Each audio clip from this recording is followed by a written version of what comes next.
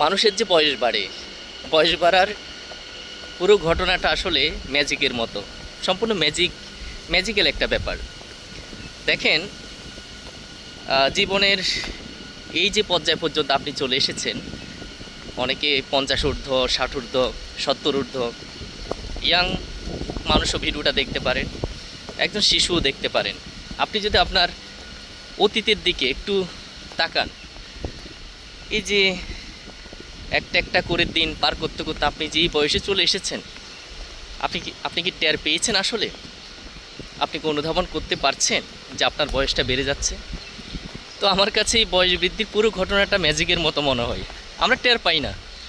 আমরা একদিন শেষে আমরা শুকরিয়া করি সৃষ্টিকর্তার প্রতি যে আরও একটা দিন, হ্যাঁ, আমি বেঁচে রইলাম, বা পৃথিবীকে আমি আরও একটা দিন উপভোগ করতে পারলাম, নতুন একটা দিন সূচনা হবে। ঠিক আছে, শুকরিয়া করতেই পারি, তিনি আমাদের ভালো রেখেছেন, বাঁচিয়ে রেখেছেন।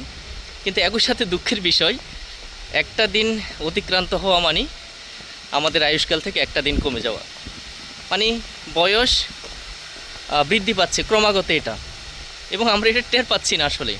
এই যে আজকে আমি 34 বছরের চলছে আমার, আমি একটু পিছনের দিকে ফিরে তাকানোর চেষ্টা করলাম কিভাবে এই বয়সে চলে আসলাম।